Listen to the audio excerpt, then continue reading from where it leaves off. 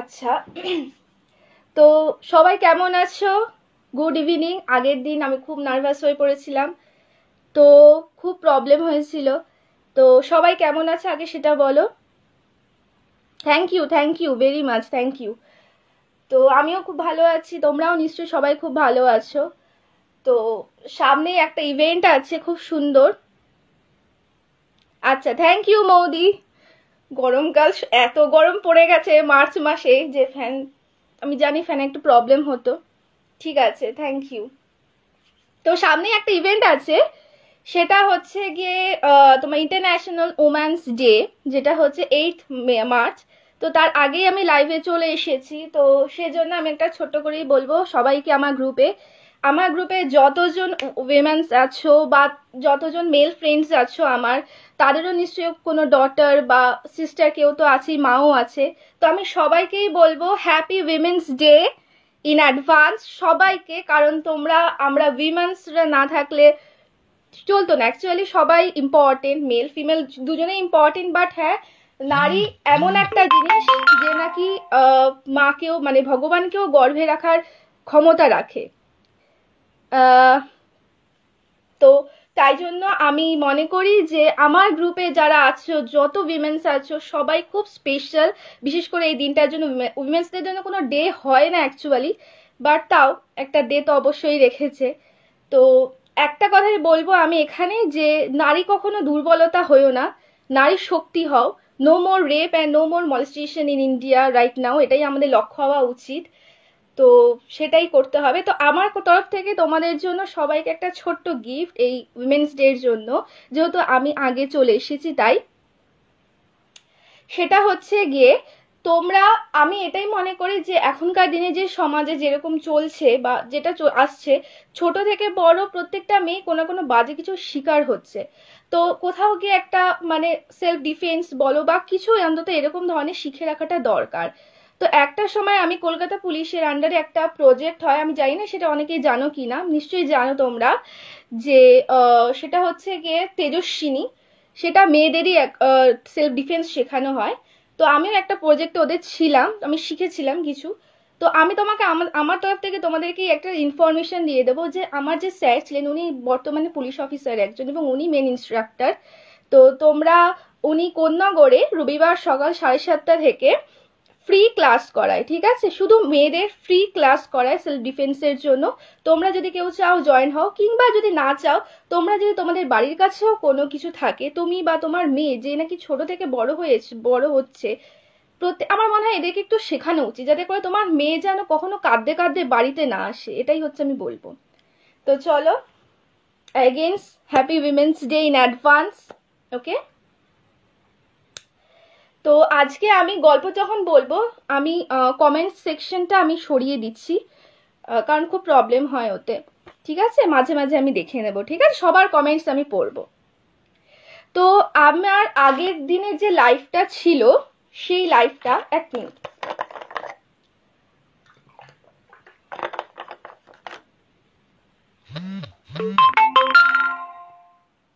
আমার আগের দিনে যে লাইফটা ছিল, আমার লাস্ট গল্পটা বলতে বলতে গল্পটা কেটে যায় কোথাও গিয়ে। তো আমি বলেছিলাম সবাইকেই যে যখন আবার আসবো লাইফে, তখন আমি গল্পটা শেষ করব, ঠিক আছে? সেটা ছিল আমার ঠাকুরেরই গল্প একটা। তো আজকে সেটা দিয়ে স্টার্ট করি।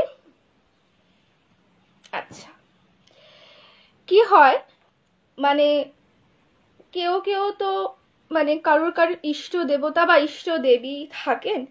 তো আমারও ইষ্ট দেবী ছিলেন, মানে এখনো আছেন, সে সে মা ভবতারিণী। মানে রনে বনে জনে জঙ্গলে যেখানে আমি তাকে স্মরণ করি, মানে কোনো বিপদ হলে আমি তাকে স্মরণ করি, ঠিক আছে? তো যেটা হয় সেটা হচ্ছে, যখন আমি ক্লাস 11 মানে তখন আমি 12 ক্রস করে কলেজে ভর্তি হয়েছি। কলেজে তখন আমার কলেজটা যেতে হয়, অনেকটা দূরে ছিল কলেজটা, অশোকনগরে ছিল, বাণীপুরে। তো তো কি হয়েছিল, তখন আমি সেকেন্ড ইয়ারে পড়ি। হ্যাঁ, তো একটা উইকের গ্যাপে আমি হঠাৎ করে খুব অসুস্থ হয়ে পড়েছিলাম। একটা উইক আমি কলেজ যেতেই পারিনি পুরো। হ্যাঁ, কারণ অনেকটা দূরও ছিল আর মানে একটু অসুস্থও ছিলাম। তো সেই সময় আমাদের কলেজে একটা ইভেন্ট হয়, সেই ইভেন্টটা আইবিএম কন্ডাক্ট করেছিল সেই সময়টা। তো একটা এক্সাম হয় অনলাইনে, সেই এক্সামটা যারা ক্র্যাক করতে পেরেছিল তাদেরকে আইআইটি খড়গপুরে একটা ট্রেনিংয়ের জন্য ডাকা হয়েছিল, ঠিক আছে। তো যে সপ্তাহটা আমি যাইনি কলেজে, সেই সপ্তাহটার মধ্যেই যারা যারা এনরোল করেছিল মানে ওই কোর্সটার জন্য বা পরীক্ষাটা দেবে বলে, তাদের মানে মেইল ঢুকে যায় তাদের মোবাইলে, আর তারা কিছু কিছু জন এক্সাম দেয় এবং কিছু কিছু জন ক্র্যাক করে, সবাই কিন্তু করেনি। তো পরের সপ্তাহে আমি সোমবার ছিল, মঙ্গলবার দিন ল্যাব যেদিনকে ছিল, ফিজিক্স ল্যাব ছিল আমার মনে আছে, আমি গেছিলাম ল্যাবে। তো ল্যাবে হঠাৎ করে আমাদের যে এইচওডি ছিলেন উনি এলেন, এসে বলেন যে কারা কারা তোরা ক্র্যাক করেছিস একটু বলতো। তো আমি তখন বলছি আমার বন্ধুদের কিসের ক্র্যাক, তখন ওরা বলছে যে এরকম একটা এক্সাম হয়েছিল, তো সেই এক্সামে কিছু কিছু এরকম মানুষ যারা ক্র্যাক করেছে তারা আইআইটি খড়গপুরে যাবে। তো আমি তো মানে ভীষণভাবে কষ্ট পাই। প্রথম কথা, বন্ধুরা আমাকে কেউ ইনফর্ম করেনি, যদি ইনফর্ম করতো অন্তত আমি আমার মানে অন্তত এনরোলটা অন্তত করে রাখতে পারতাম, তাহলে কি হতো, তাহলে মানে আমার মোবাইলেও চলে আসতো, আমার অফিস মানে কলেজে না গেলেও আমার প্রবলেম হতো না। তো সেটা হয়নি। তো কোথাও গিয়ে না মানে বলে না যে মানুষ যখন কোনো মানে ভগবানকে বা কাউকে ভীষণ ভালোবাসে তখন সব রাগটা গিয়ে কিন্তু তার ওপরেই পড়ে। তো আমারও সেই রাগ অভিমান যাই বলো না কেন সবটাই গিয়ে পড়লো কিন্তু আমার ভবতারিণী মায়ের উপরে। ভবতারিণী মাকে আমি তো খুব ভালোবাসি, তো সমস্ত সুখ দুঃখ সবকিছুই তার সাথে শেয়ার করতাম, এখনো করি। তো আমি মানে আমার যেহেতু তোমরা অনেকেই জানো আমি তোমার যে জায়গাটায় থাকি সেখান থেকে ট্রেনে করে যেতে হবে, ঠিক আছে, অশোকনগর বা বাণীপুর ট্রেন লাইনই আছে। তো যখন আমি ট্রেনে করে ফিরছি আমার মনে আছে আমি সারাটা রাস্তা শুধু মায়ের ছবিটাই মনে করে গেছি আর সমানে কেঁদে গেছি, ঠিক আছে। কারণ আমার মনে প্রচন্ড লেগেছে যে আমার একটা শখ ছিল আইআইটি খড়গপুরে যাওয়ার, কিছু না হোক অন্তত গিয়ে দেখে আসবো কেমন জায়গাটা, খুব সুন্দর। তো যাই হোক, তো মায়ের মুখটা মনে করে এসে বাড়িতে এসেছি, ঠিক আছে, মানে কাঁদতে কাঁদতে রাস্তা দিয়ে কিন্তু কাঁদতে কাঁদতেই এসেছি। এবার যখন বাড়িতে ঢুকেছি, বাড়িতে ঢুকে আমি জাস্ট তালজ্ঞানহীন, ঠিক আছে, তালজ্ঞানহীন হয়ে আমার বাড়িতে যেখানে মায়ের ছবি রাখা ছিল আমি ভুলেই গেছি যে আমার মানে বাইরে রাস্তার জামা সেটা পরে ঢোকা যাবে না ঠাকুর ঘরে বা কিছু, আমার ওসব মাথাতেই নেই। তখন আমি মায়ের ছবিটা জড়িয়ে ধরে মানে কেঁদেই দিয়েছি হাউ হাউ করে যে তুমি আমার সাথে এরকম করলে, আমি আজকে অসুস্থ বলে আমি মানে কলেজে যেতে পারিনি, তার জায়গায় তুমি এত বড় সুযোগটা আমার হাত থেকে মানে ছেড়ে দিলে। তো মানে ভীষণ কষ্ট পেয়েছিলাম আমি সেদিনকে। তো মঙ্গলবার দিন তো ওরকম করার পরে আমি ঘরে এলাম, ঘরে আসার পরে আমার বন্ধুদের কাছ থেকে আগে আমি পুরো ইনফরমেশনটা নিয়ে নিয়েছিলাম। তো আইবিএম কে পার্সোনালি আমি মেইল করলাম, ঠিক আছে, মানে যেই জায়গাটা দিয়ে কন্ডাক্ট করেছিল যেই সংস্থা দিয়ে, মানে যেই মানে একটা তো লিঙ্ক থাকে, সেই লিঙ্কের আন্ডারে আমি একটা মানে মেল করেছিলাম ওদেরকে আবার। তো সেই মেলের কোনো রিপ্লাই আসেনি, ন্যাচারালি রিপ্লাই না আসার মতন, কারণ আগের সপ্তাহে এক্সামটা হয়ে গেছে, তো রিপ্লাই ওরা কেনই বা দেবে। তো তাও আমি লাস্ট চেষ্টা বলে না মানুষের মনে সান্ত্বনা দেওয়ার জন্য একটা চেষ্টা করেছিলাম। তো ন্যাচারালি কোনো রেজাল্ট আসেনি মঙ্গলবার। তো বুধবার দিনকে আমি একটু আর্লি মর্নিংয়ে উঠে আমার কিছু প্রজেক্ট ল্যাব ওয়ার্ক করছিলাম, করার পরে করতে করতে আমার খুব দেরি হয়ে যায়। তোমরা যারা অশোকনগর লাইনে আছো তারা তোমরা জানো যে ওখানে 9:30টার দিকে একটা গোবরডাঙ্গা লোকাল দেয়, ঠিক আছে, অনেক সময় এটা 9:20তেই ঢোকে। তো আমি মানে ভাবছি আমার 8:30টা হয়েই গেছে ল্যাব করতে, মানে ল্যাবের লেখা লিখতে লিখতে, ঠিক আছে। তো আমি ভাবছি যে আজকে আমি তো ট্রেন মানে শিওরলি মিস করব, মানে কেউ আমাকে আটকাতে পারবে না, আর যদি ট্রেন মিস করি তো ফার্স্ট ডে আমার ল্যাব আছে আমি সেটাও মিস করব, তাহলে ল্যাব করে আমার লাভটাই বা কি হলো। তো ন্যাচারালি তাও চেষ্টা করে গেলাম যে দেখি কি হয়, তাড়াতাড়ি করে কোনো মতে স্নান করে খাওয়া দাওয়া একটুখানি কি খেয়েছি না খেয়েছি করে গেছি, ঠিক আছে। গিয়ে এবার একটা নির্দিষ্ট জায়গায়, আমি নামটা তুলবো না, খুব পপুলার জায়গা, সেখান থেকে আমি অটোয় উঠেছি, ঠিক আছে, অটোয় উঠবো বলে লাইনে দাঁড়িয়েছি। হ্যাঁ, অটোয় উঠবো মানে আমার বাড়ির সামনেরই এলাকা সেটা, অটোয় উঠবো বলে লাইনে দাঁড়িয়েছি। এবার লাইনটা দেখছি মানে সেদিনকে বলে না যে সেই লাইন পড়া সেই লাইন পড়েছে, মানে মানে হয় না এক একদিন মানুষের যখন খুব বিপদ হয় দেখবে এক একদিন খুব তাড়াতাড়ি তুমি অটো পেয়ে যাবে, আবার এক একদিন যেদিনকে তোমার তাড়া থাকবে সেদিনকে মানে অটোটাও তুমি দেরি করে পাবে। তো আমি দেখছি কি অটোর লাইনের সামনে মানে বিশাল লাইন পড়েছে, তাও আমি দাঁড়িয়েছি। এবার ভাবছি যে না, আমাকে তো যেতেই হবে, মানে কলেজে যা তাও যাই। এবার আর অটোগুলো একটু গরমকালের দিকে না অটো দেখবে একটু দেরি করে করে আসে, তো সেই সময়টা গরমকাল ছিল। এবার আমি না লাইনে দাঁড়িয়ে আনমনা ভাবে ভেবেই যাচ্ছি আর ভাবাটা কিন্তু মাকে নিয়েই, যে মা তুমি আমার কপালে কেন এত দুঃখ লিখে রেখেছো, মানে কেন এত কষ্ট দিচ্ছ। আগের দিন আমার এরকম একটা নিউজ শুনলাম, আজকে আমি ল্যাব মিস করছি, মানে হয় না সবকিছুই মার ওপর দোষটা চলে যায়। তো সেটাই সমানই বলে যাচ্ছি মনে মনে, মানে মানে কি বলবো, কান্না তো আসে না সবসময়, কিন্তু মনে মনেও একটা কান্না হয়। তো সেরকমই হয়ে যাচ্ছি। হঠাৎ করে আমি একদম স্ট্রেট দাঁড়িয়েছি, তো অন্যদিকে মুখ ঘুরিয়ে দেখছি কি আমার বা হাতে কেউ না একটা এরকম ভাবে আলতো করে যে মানে টানে না, সেই টানছে আঙ্গুলটা। আমি তাকিয়েছি, দেখছি কি সাদা কালারের একটা ওই যে বিধবারা যে শাড়িটা পরে, সাদা শাড়ি থান, সেই থান পরা।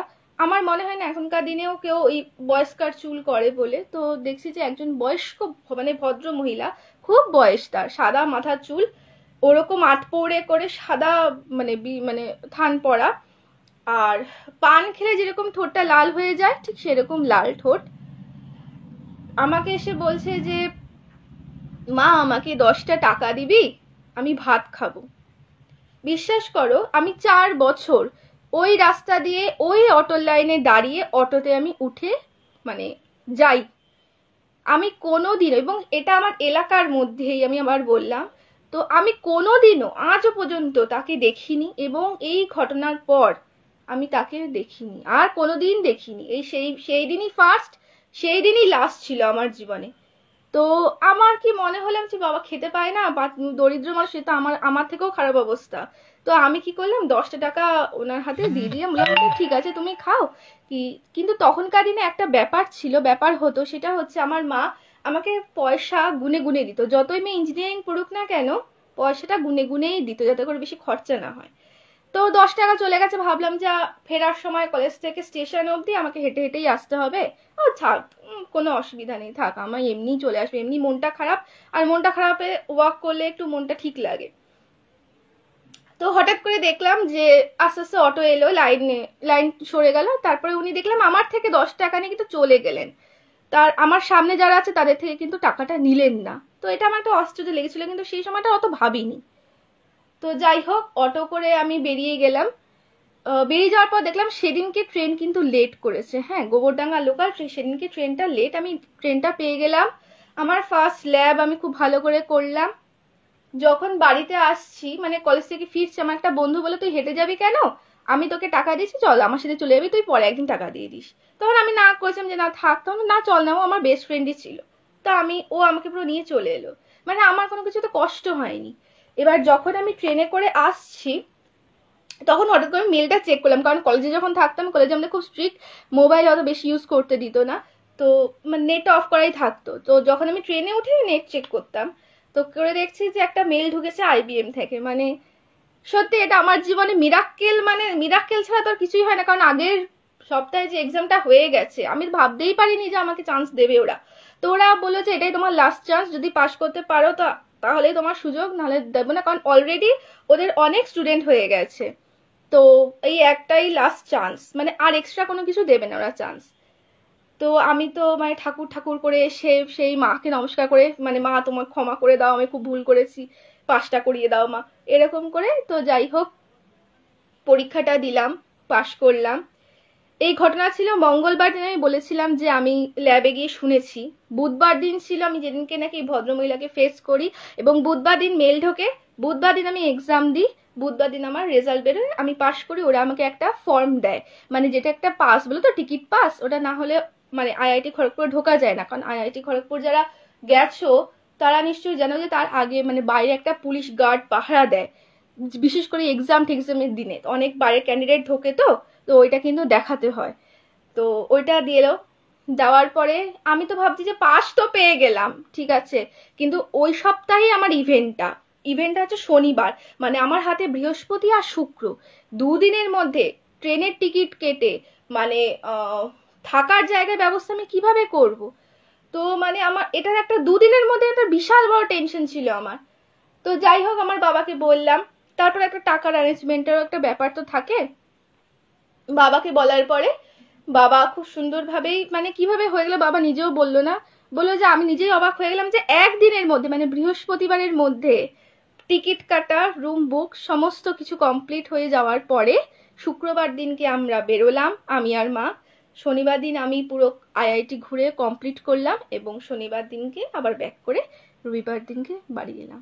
তো আমার জীবনে আমার কোথাও মনে হয়েছে যে আমি যখন চরম বিপদে মাকে ডেকেছি, হয়তো সেটা আমার মন থেকে ডেকেছি, মানে আমি কিন্তু তখন মানে জামা কাপড় ছেড়ে নতুন মানে পরিষ্কার জামা কাপড় পরে ধূপ জ্বালিয়ে ফুল দিয়ে মাকে পুজো করিনি, আমি কিন্তু মন থেকে মাকে, মানে কষ্ট, একটা কষ্টে হয়তো মাকে আমি ডেকে বলেছিলাম যে মা তুমি এটা কি করলে আমার সাথে, মানে এত কষ্ট আমার লেগেছিল, সেটা মানে খুবই কষ্টের ছিল ওটা আমার। তো হয়তো মা কোথাও সেটা ফিল করেছিল, তো আমার কাছে আমার মনে হয় যে ওটা আমার মাই ছিল, কারণ ওটা আর কেউ ছিল না, এটা আমার ফিলিংস। না হলে একদিনের মধ্যে সমস্ত কিছু অ্যারেঞ্জ করে হয়তো এটা কোয়াইট ইম্পসিবল। কেমন লাগলো এই গল্পটা তুমি জানিও তোমরা একটু।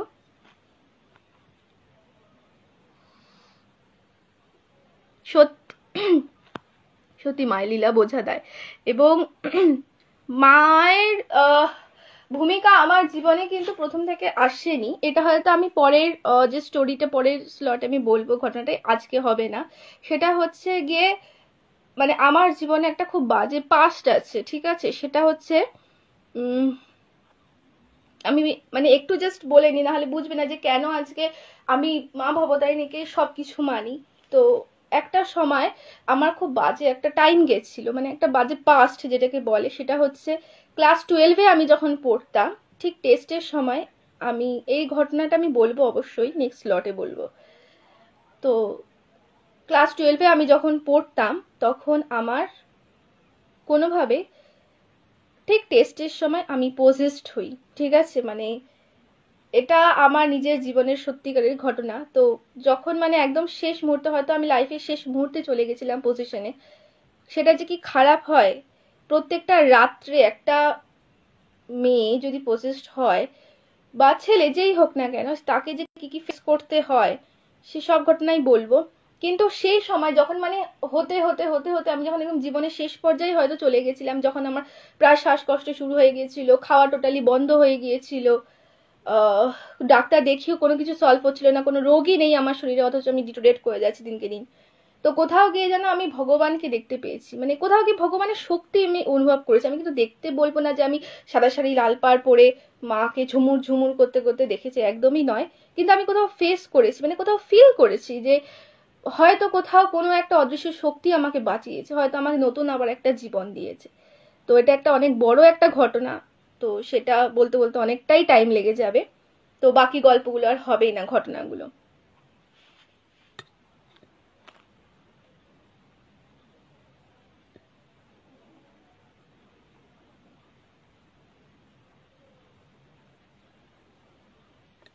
আচ্ছা,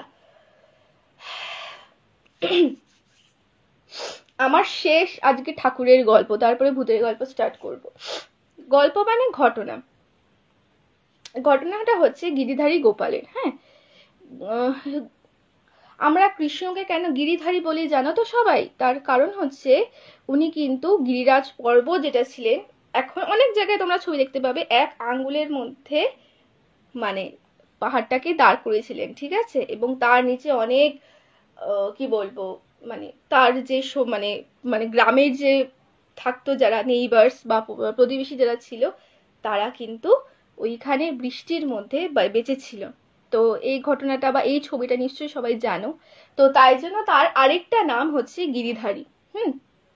তো এই গিরিধারীর আমি একটা ঘটনা বলবো আজকে। সেটা হচ্ছে গিরিধারী, অনেক রকমের মূর্তি হয়, তো একজনের বাড়িতে ওই গিরিধারী মানে বিভিন্ন জায়গায় ঘুরতে ঘুরতে ঘুরতে ঘুরতে এসে যে মানে লাস্টে মঠ থেকে, হয়তো মঠের যে মানে লাস্ট যে সেটা ছিলেন তোমার যারা ভক্ত থাকেন বা যেটা যাকে বলে হচ্ছে কি বৈষ্ণব যারা ছিলেন, তারা আর পারছিলেন না হয়তো মেনটেন করতে, কিন্তু তার হয়তো কোনো বৈষ্ণবের শিষ্য ছিলেন, খুবই ভালোবাসতেন হয়তো ঠাকুর। তো তাকে স্বপ্ন দেখায় বৈষ্ণবকে যে তুই হালি শহরে অমুকের বাড়িতে আমাকে রেখে আয়। আমি ওখানেই পূজিত হব এবং আমি ওখানেই থাকবো। এটা কিন্তু ঘটনা সত্যিকারের। তো যাই হোক, তাকে দান মানে তাকে ভগবানকে উৎসর্গ করা হয় যে নাও তুমি নাও, ভগবান আমাকে স্বপ্ন দেখিয়েছে, তোমার কাছেই থাকবে। বললো ঠিক আছে। তা আমরা কি জানি, বৈষ্ণব মতে যারা পুজো করেন বা কৃষ্ণ কখনো মাছ খায় না, কিন্তু এখানে মাছ খাওয়ার ব্যাপার আছে। হ্যাঁ, সেটা হচ্ছে এবার গিরিধারী একদিন স্বপ্ন দেখাচ্ছে, মানে গিরিধারীর পুজো হবে, গিরিধারী স্বপ্ন দেখাচ্ছে যে তোর পুকুরে তো অনেক কই মাছ উঠেছে, আমাকে কই মাছ ভেজে খাওয়া, আমি খাবো। এটা কিন্তু সত্যি, হ্যাঁ, ঘটনাটা। তো আমি যখন ফার্স্ট শুনেছিলাম বললাম যে আমিও তো বৈষ্ণব মতে দীক্ষিত, কৃষ্ণ কখনো এরকম বলেছে? বলছে হ্যাঁ, কারণ ওনার কি কি খেয়াল সেটা তো আমরা জানি না। আর বৈষ্ণব মতে একটা কথা বলে যে প্রত্যেকের মধ্যেই কৃষ্ণ আছে, প্রত্যেকের মধ্যেই ভগবান নারায়ণ আছে, সেটা খারাপ দিক দিয়েও সেটা ভালো দিক দিয়েও। যে খারাপ যে গুণটা তার মধ্যেও কিন্তু ভগবান বিরাজ করেন। বলে না যে নররূপে নারায়ণ, সেই কথাটা। তো আমরা কিন্তু নররূপে নারায়ণ হয়ে মাছ মাংস সমস্তই খাচ্ছি, তো উনি আমাদের হয়ে কিন্তু সমস্তটাই দেখছেন, আসলে ওনারই তো সব। তো উনি একদিন স্বপ্ন দেখালেন যে এরকম খাবো। তো তারপর থেকে ওনার প্রতি একটা টাইম বলে দিয়েছিল, প্রতি সোমবার না এরকম মঙ্গলবার ওনার পুজোতে ওই শুধু মাছটা মানে কই মাছটাই ভাজা হতো, আর কিন্তু কোনো পেঁয়াজ রসুনের ব্যাপার ছিল না। এইবার তো এরকম পুজো হয় হয় হয়। তো একদিন হঠাৎ করে গ্রামের লোকেরা ভোর 4টের সময়, তো অনেক মানে গ্রামের লোকেরা ভোর 4টেই উঠে যায়, এটা নর্মাল। তো উঠে দেখছে একটা কালো ছেলে, একটা কালো বাচ্চা মতন ছেলে বসে বসে না ওই শাক টুকোচ্ছে, ঠিক আছে। এবার গ্রামের লোকেরা চাষ করেছে শাক ঠাক, যেগুলো মানে ভালো ফসল, ভালো ফলন হয়, ভালো ফলনের জন্য ওই কলমি শাক টুকোচ্ছে, ঠিক আছে, একজনের বাড়ির। এইবার তো তারা তো হে হে করে তারা দিয়েছে, ভেবেছে ওরা চোর। এইবার বলছে এই কোথায় গেল কোথায় গেল, দেখলো যে বাচ্চা ছেলেটা ওই লোকটার বাড়িতে ঢুকে গেছে। এইবার তো লোকেরা তো তাড়াহুড়ো করতে করতে এসে ওই মালিককে দরজা ধাক্কাচ্ছে, ধাঁচাস করে দরজা ধাক্কিয়ে বলছে যে কি দাদা, আপনার বাড়ির ছেলেকে আপনি পাঠিয়ে দিচ্ছেন মধ্যরাতে চুরি করার জন্য? বলছে আপনি কি বলতে বলছেন, আমি অবিবাহিত, আমার বাড়িতে আমি ছেলে কোথা থেকে আসবে? আপনি যত উল্টো পাল্টা বলছেন, আমার বাড়িতে তো কোনো বাচ্চা নেই। বলছে না, আপনার বাড়িতেই ঢুকেছে বাচ্চাটা, আমি দেখলাম। বলছে ঠিক আছে খুঁজে দেখুন। দেখছে কোথাও কোনো বাচ্চা নেই। তো যাই হোক, ওরা আবার বেরিয়ে গেছে, গ্রামবাসীরা কি আর বলবে, কিছুই নেই, নিজের চোখে দেখলে, অথচ বাচ্চা নেই। তো লোকটা আবার শুতে চলে গেছে লোকটি। এবার ভোর রাতে স্বপ্ন দেখাচ্ছে লোকটিকে গিরিধারী যে তোর খাটের নিচে আমি কলমি শাক এনেছি, কলমি শাক এনে রেখেছি, তুই কিন্তু এটা আমাকে করে খাওয়াস। তো তারপর থেকে ওনার ভোগে কলমি শাকও দেওয়া হয়। তো ভগবানের যখন যেটা খেতে ইচ্ছা করে, ভগবান কিন্তু নিজে ঠিক স্বপ্ন দেখিয়ে খেয়ে নেন। ভগবান একটু পেটুকও বটে। কেমন লাগলো এই গল্পটা তোমরা একটু বলো আমায়।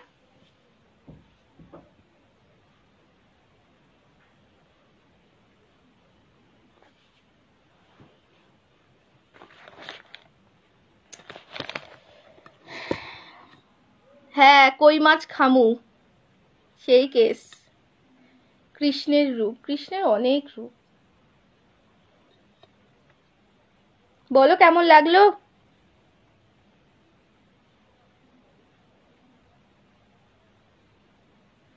হ্যাঁ, সেটাই। অবিবাহিত লোকও কেস খেয়ে গেছে, ভাবছে কি করে হোক, আমি তো কৃষ্ণেরই নাম করি, তো আমার বাচ্চা হবে কি করে, মানে এই ব্যাপারটা এসে গেছিল। আচ্ছা, চলো এইবার একটু ভুতুরে পরিবেশে ঢোকা যাক। হ্যাঁ, অনেক হয়েছে ঠাকুরের গল্প। তো এই যে আমি বলবো, হ্যাঁ, হরে কৃষ্ণা, ঠিক আছে। এইবার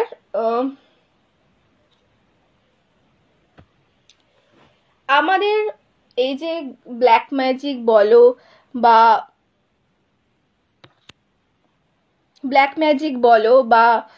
তোমার জাদুবিদ্যা বলো বা বশীকরণ মন্ত্র বলো, এইগুলো কিন্তু মানে আজকে সৃষ্টি নয়। অনেকের মতে এটা নিয়ে অনেক দ্বন্দ্ব আছে, যেটা তো সত্যি কি মিথ্যে, কিন্তু যার যার বিশ্বাস তার তার কাছে।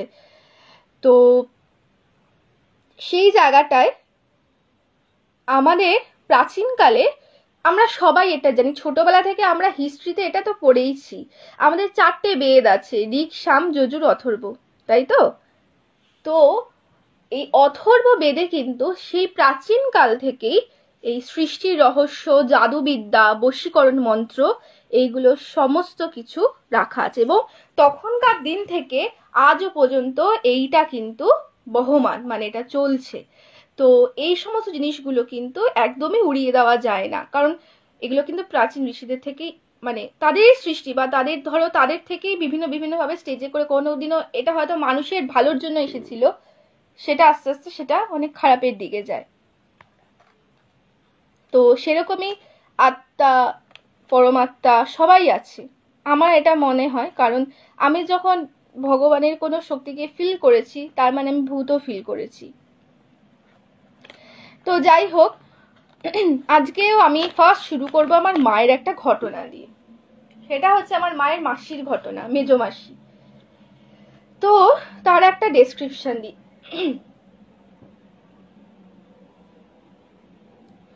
আমার মায়ের যে মেজো মাসি ছিলেন, তিনি একটু অন্যরকম ছিলেন, মানে অবিবাহিত ছিলেন, এবং স্কুলে পড়াতেন তো, আর আমতলায় থাকতেন। হ্যাঁ, যখন এখানে আসতেন আমার মা বাড়িতেই উঠতেন। ওঠার পরে উনি কি করতেন, উনি ভোর 5টা কি 6টায়, মানে ওনার একটা আলাদা ডিসিপ্লিন ছিল যে ভোরবেলায় উঠবো 5টা 6টায়, উঠে মর্নিং ওয়াক করব, করার পরে এসে জল খাবার খাবো, মানে এইরকম। তো উনি কি করতেন, উনি যখন এইখানে আসতেন, উনি ভোর 5টার সময়, 5টা কি 6টায় নিচ থেকে আমার মায়ের নাম ধরে ডাকতেন। ঠিক আছে, আমার মায়ের ডাক নাম, একটা নাম আছে, ধরে নিলাম হচ্ছে মিতালি, বা আমি ধরে নিলাম আমার মায়ের নামটা খুবই বিকট নাম, তাই জন্য আমি মিতালি বলছি, ধরে নিলাম মিতালি।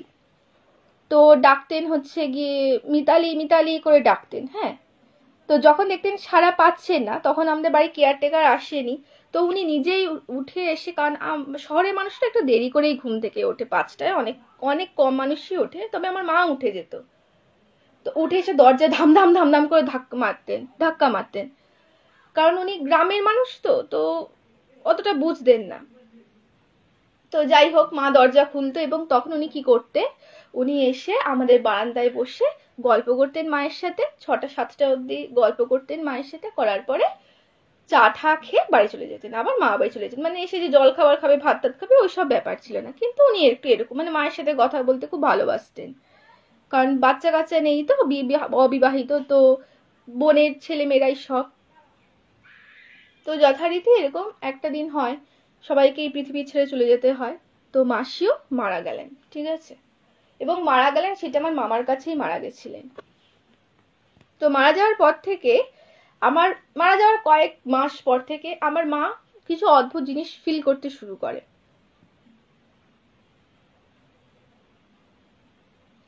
হ্যাঁ জানি, কিন্তু মানে আমি চাই না, মানে ঠিক আছে সেটাই। যাই হোক, মা তো মাই হয়, এটা ঠিকই। তো কি হয় এবার, তো যাই হোক, আমি মায়ের মায়ের নামটাই বলছি তোমাদের কথা শুনে, ঠিক আছে। তো উনি মারা যান, মারা যাওয়ার পর থেকে কি হয়, মা কিছু জিনিস ফিল করতে শুরু করে আমার মা। তো সেটা আমাদেরকে প্রথমে বলেনি, ভেবেছে হয়তো আমরা ভয় পাবো। তো লাস্টে একটা দিন আমি দেখলাম মা খুব অসুস্থ হয়ে পড়ে, এবং তারপরে, হ্যাঁ, সবাই যত বিকট নাম দেয়। তো যাই হোক, মানে অসুস্থ হয়ে পড়ে মা হঠাৎ করে, তো হঠাৎ করে তখন শুনতে পাই, তখন মা স্বীকার করে যে মা কি কি ফিল করেছিল। তো প্রথমে মা যেটা ফিল করে সেটা হচ্ছে, আমার মায়ের একটা খুব বাজে স্বভাব ছিল, সেটা হচ্ছে, মানে এখনো আছে, সেটা হচ্ছে আমার মা চুল খুলে শোয়। ঠিক আছে, আমি মাকে হাজারবার বলি যে মা চুলটা বেঁধে শো, কিন্তু আমার মা কি করে, চুলটা খুলে, মানে বিছানা থেকে এলিয়ে তোমার সেটা একদম মাটিতে গিয়ে পড়ে। আমার মায়ের চুলটা অনেক বড়, তো তো সেই চুলটা একদম পড়ে। তো মা একদিন শুয়ে আছে রাত্রিবেলায়, এরকম গভীর রাত, তখন প্রায় 2টো কি 2:30 হবে, হঠাৎ করে শুনছে, মানে হঠাৎ করে মা ফিল করছে মায়ের চুলটা ধরে পেছন দিকে কেউ টানছে, মানে এরকম ভাবে ধরে, যদি এভাবে টানে চুলটা, মানে নিচের দিকে টানছে, ঠিক আছে। তো মা তো ধরপড় করে উঠে বসছে, বসে কে আমার চুল টানছে, কে আমার চুল টানছে, তো কেউ নেই। তো এইটা রিপিটেডলি একবার দুবার, একদিন, দুদিন, 3 দিন ধরে সেই চুল মার টানছে পেছন থেকে। তো যথারীতি মা একটু একটু ভয় পেতে শুরু করে। তারপর থেকে দেখলাম মা চুলটা বেঁধে শোয়।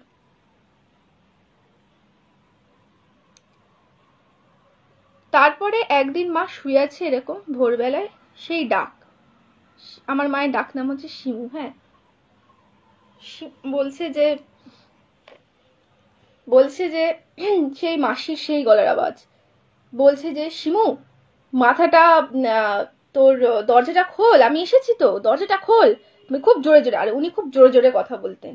ঠিক মায়ের মনে হচ্ছে মা এরকম শুয়ে আছে, তো মায়ের মনে হচ্ছে যে মায়ের ঠিক এই জায়গাটায় দাঁড়িয়ে বলছে যে শিমু দরজাটা খোল, আমি এসেছি, দরজাটা খোল, আমি এসেছি তো। তবে মা ধরপড় করে দেখছে কেউ নেই। তো আমার মা ভোর 5টায় উঠেই যেত। তো উঠে যাওয়ার পরে বাথরুমে গেল, ওয়াশরুমে তো যায় প্রত্যেকটা মানুষ। ওয়াশরুমে যখন গেছে, শুনছে ওয়াশরুমের দরজায় কেউ দরজা ধাক্কাচ্ছে, ধাস ধাস ধাস ধাস করে দরজা ধাক্কাচ্ছে। হ্যাঁ, যেভাবে উনি মানে মেইন গেটের দরজাটা ধাক্কাতেন যদি কেউ না খোলেও না দরজা, ঠিক ওই রকম।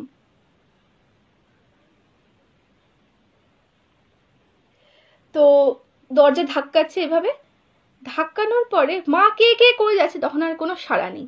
তো যথারীতি মা বাথরুম থেকে বেরিয়ে আমাকে জিজ্ঞাসা করছে যে কিরে, আমিও উঠে যাই 6টার দিকে, আমাকে উঠে বলছি যে কিরে তুই এত সকালে উঠে গেছিস। তখন আমি বলছি যে না আমি তো উঠিনি। তখন বলছি তাহলে কে দরজা ধাক্কালো, বলছি আমি, তখন বলছি কই আমি তো ধাক্কাইনি। তখন বলছি তাহলে কি বাবাই। তখন আমি বললাম যে না বাবাইও তো ঘুম থেকে ওঠেনি, কারণ আমার বাবা ভোর রাতের দিকেই ঘুমায়। তো মা কিন্তু তখন আর কোনো কিছু বললো না, কারণ আমি তাহলে ভয় পাবো। তো এটা নাকি মায়ের সাথে রিপিটেডলি হতো, এবং কিছুদিন পরে যখন দরজাটা খুব জোরে জোরে ধাক্কানোর আওয়াজ পেত, তারপরে শুনতে পেত ঘরের মধ্যে কেউ ধাপ ধাপ ধাপ ধাপ করে হাঁটছে। ঠিক আছে, মানে জোরে জোরে পা ফেলে যেভাবে হাঁটার আওয়াজ হয় না একটা, তো সেরকম ভাবে হাঁটছে।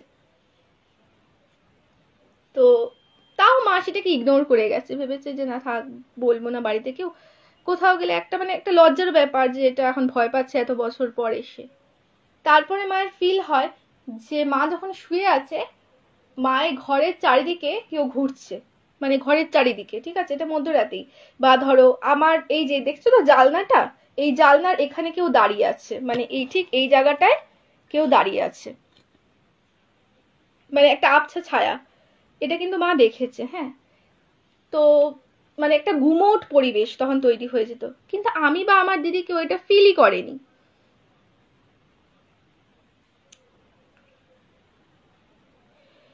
তো এবার এবার মানুষ এবার মা বুঝতে পারতো না কি হতো, কিন্তু মায়ের যেন মনে হতো যে ঘরের চারিদিকে কেউ যেন খুব তাড়াতাড়ি খুব তাড়াতাড়ি, ঠিক আছে, এই যে আমার হাতটা যে তো যত তাড়াতাড়ি এরকম হচ্ছে ঠিক সেরকম, হ্যাঁ, কিছু একটা জিনিস সমানে ঘোরাফেরা ঘোরাফেরা ঘোরাফেরা করছে। ঠিক আছে, আর এরকম একটা আবছা ছায়া। তো যাই হোক মা সেটাও ইগনোর করেছে, মানে আমার মা একটু সাহসী, সেটাও ইগনোর করেছে। তো লাস্ট যেটা হয় সেটা হচ্ছে আমার মা একটু ইভিনিং ওয়াক করতো। হ্যাঁ, তো ইভিনিং ওয়াকে মা যখন হাঁটছে, মানে একদম লাস্ট পাকটা যখন দেবে, আর ইভিনিং ওয়াকটা করতে হচ্ছে আমাদের পুকুরের চারপাশে। হ্যাঁ, এমনি আমাদের পুকুরটা একটুখানি মানে ভয় ভয়ের পরিবেশ তৈরি করে, কারণ এমনি তখন লাইট ছিল না, এখন যে ত্রিফলা লাইটগুলো হয় তখন অত লাইট ছিল না, তখন এমনি একটা ঘাটের সামনে ওই বড় বড় যে হ্যালোজেন লাইটগুলো থাকতো সেগুলোই ছিল, আর বাদ বাকি রাস্তাগুলো কিন্তু অন্ধকারই থাকতো।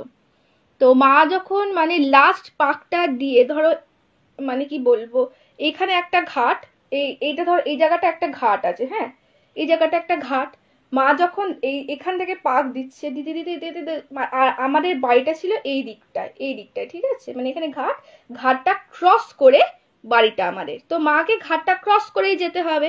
আর মা যখন এইভাবে পাক দিচ্ছে দিতে দিতে দিতে দিতে এসে যখন মা হাঁটছে, লাস্ট হাঁটাটা যখন এইখানে মানে একদম ঘাটলাটার ঠিক এই দিকটায় মা দেখছে এখানে হ্যালোজেন লাইট, আর হ্যালোজেন লাইটের তলায় মা দেখছে মায়ের ওই মেজো মাসি এরকম বড় বড় চোখ করে তাকিয়ে আছে মায়ের দিকে।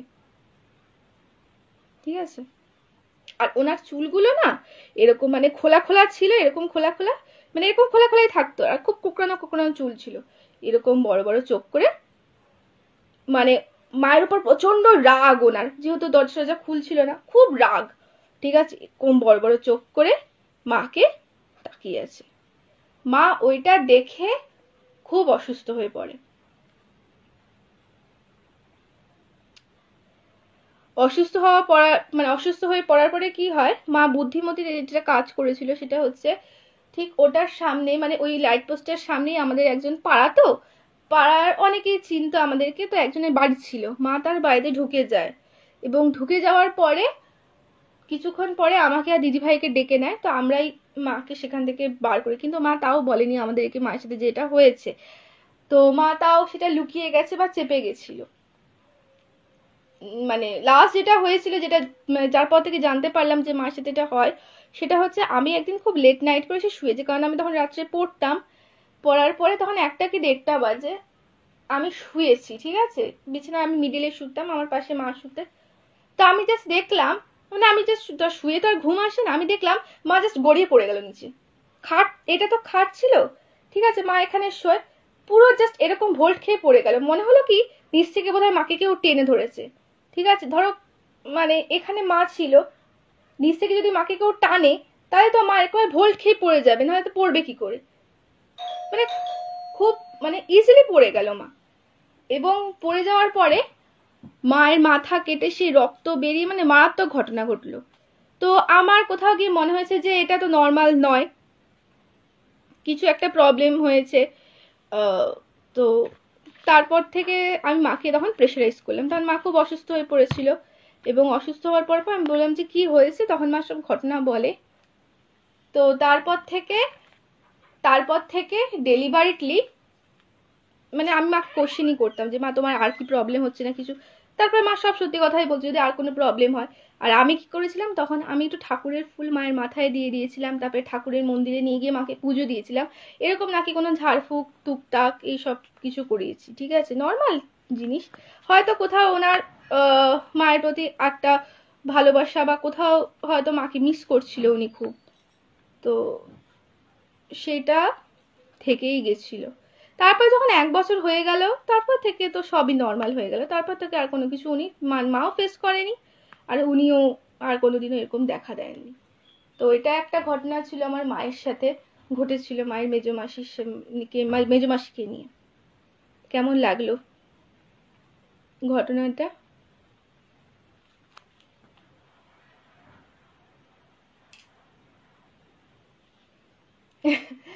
ভূত বেল দেয়নি, ভূত বেল দিলে আমি আর এখানেই থাকতাম না, আমি নিজেই হার্ট ফেল করে মরে যেতাম। বলো কেমন লাগছে ঘটনা?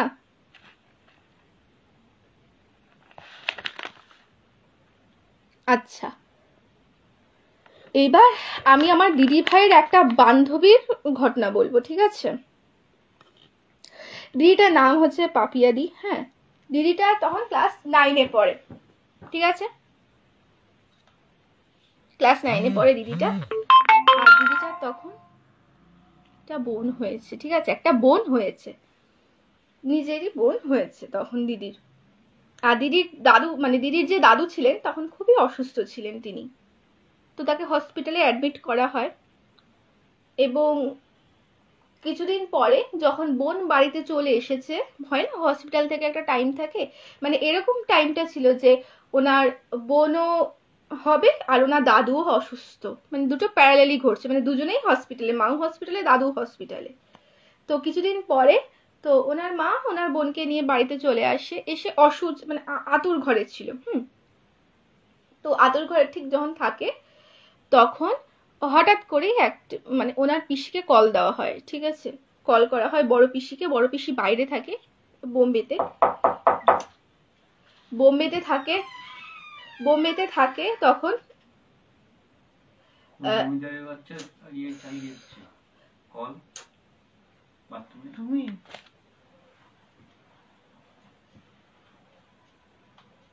দরজাটা বন্ধ কর, আমি লাইভ করছি তো এখানে, অদ্ভুত তো।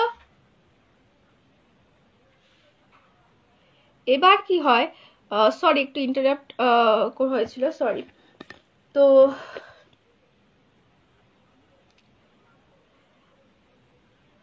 কি হয়, পুরো মাইন্ডে ডিস্ট্র্যাক্ট হয়ে গেল। ঠিক আছে, আমি ফার্স্ট থেকেই বলছি। তো ওনার দাদু হসপিটালে অ্যাডমিট হয়েছিলেন, আর ওনার বোনও সেই সময় হয় দিদিটার। তো দিদি বোন বাড়িতে চলে এসেছে, আর দাদু হসপিটালে অ্যাডমিট, এবং দাদুর খুব খারাপ অবস্থা ছিল। ঠিক আছে, তো ওনার বড় পিসিকে কল করা হয় যে দাদু হয়তো আর বাঁচবে না, চলে আয়। বড় পিসি বোম্বেতে থাকতো, তো টাইম তো লাগবে আসতে। তো যাই হোক, ফ্লাইট ঠিক মতন পায়নি, তাড়াতাড়ি করে চলে এসেছে। ফ্লাইট ঠিক মতন পায়নি বলে রাত 12টা বেজে গেছে ফ্লাইটে। ঠিক আছে, নেমে এখানে আসতে আসতে 12টা বেজে গেছিল ঠিক তখন। এবার যখন 12টা বেজে গেছে, এবার পিসি আর পিসির বর দুজনে মিলে খুব তাড়াতাড়ি করে আসছে বাড়িতে, যে কল হয়ে এসছে এরকম। যখন পিসি আর পিসির বর ঠিক পাড়ার মোড়ে ঢুকবে, হঠাৎ করে দেখছে মোড়ের সামনে দাদু দাঁড়িয়ে আছে। বলছে, বাবা তুমি এখানে দাঁড়িয়ে আছো, তুমি না অসুস্থ? বলছে, না আমি তো সুস্থ হয়ে বাড়িতে চলে এসেছি, শরীরটা একটু দুর্বল, তোরা আসবি বলে আমি এখানে দাঁড়িয়েছিলাম তোদেরকে শেষ দেখাটা দেখবো বলে। তো তখন তখন মানে শেষ দেখা না, তখন বলছি তোদেরকে দেখবো বলে একটু দাঁড়িয়েছিলাম, আর তোরাও আসবি, রাত হয়ে গেছে, তো তাই জন্য দাঁড়িয়েছিলাম। বলে, ঠিক আছে তাহলে তুমি বাড়িতে চলো, তুমি তো অসুস্থ। বলছে, না তোরা যা, আমি আর বাড়িতে যেতে পারবো না, ওখানে ও আছে, ওখানে ও আছে, ওখানে ও আছে, বারবার এই কথাটা বলে যাচ্ছে। তখন এবার পিসি বলছে, কে আছে, কেন তুমি বাড়িতে যেতে পারবে না? বলছে যে, না তোরা যা আমি আসছি, তোরা যা আমি আসছি বলে দাদু নাকি আরেকটু হাঁটতে শুরু করে। তো পিসিরা তো গা করেনি, বলছে ঠিক আছে দাদুর হয়তো একটু ঘুরতে ইচ্ছা করেছে রাত্রিবেলায়, অসুস্থ শরীর তো, হয়তো কোনো কারণে একটু হাওয়া খেতে ইচ্ছা করেছে, বাইরে হয়তো ঘরে খুব গরম লেগেছে। তো যাই হোক, পিসিরা খুব বাড়িতে গেছে। তো বাড়িতে ঠিক যখন ঢুকছে, দেখছে বাড়ির সামনে অনেক লোক, এবং যখন দরজাটা ওপেন হয়েছে, মানে যখন সব লোকেরা সরেছে, দেখছে ওনার দাদুর ডেড বডিটা পড়ে আছে। মানে ভয় না, কখনো কখনো যাকে আমরা খুব ভালোবাসি তার প্রতি মারা যাওয়ার পরেও আমাদের কিন্তু একটা টান থেকেই যায়, এবং তাদেরকে হয়তো কখনো আমাদের মন চায় যে শেষ দেখাটা আমরা দেখে যাই। তো ওনার দাদুরও তাই হয়েছিল, ওনার দাদু ওর পিসিকে শেষ দেখার জন্য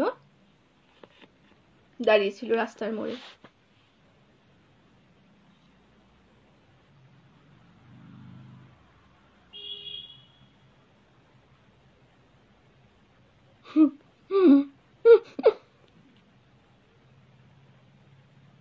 এটা একটু কষ্টের গল্প হয়ে গেল।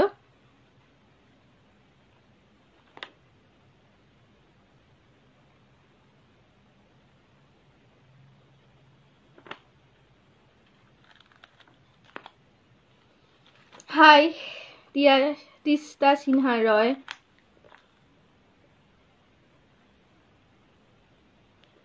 আচ্ছা, এগেইন আমাদের পাড়ার পুকুরের আরেকটা ঘটনা বলবো। তখন আমি ক্লাস 8-এ পড়ি। তারপরের দিনকে আমাদের খুব তাড়াতাড়ি একটু বলছি, টাইম নেই, অল্প টাইম আছে আর। তো কি হয়, পাড়ার পুকুরের একটা ঘটনা এটা। হ্যাঁ, তখন আমি ক্লাস 8-এ পড়ি। তো পরের দিনকে আমাদের স্কুলে চিত্রাঙ্গদা অনুষ্ঠানটা ফাইনালি হবে, আর আমরা মানে বন্ধুদের কয়েকজন গ্রুপ মিলে ওটা তুলছি। তো কোথাও গিয়ে আমাদের বাড়িতেই, মানে আমার বাড়িতে রিহার্সালের লাস্ট রিহার্সালটা ছিল সন্ধ্যাবেলায়, কারণ সবাই খুব তাড়াতাড়ি বাড়ির কাছাকাছি থাকে, সেজন্য সন্ধ্যাবেলাতেই লাস্ট রিহার্সালটা ছিল। 1 মিনিট।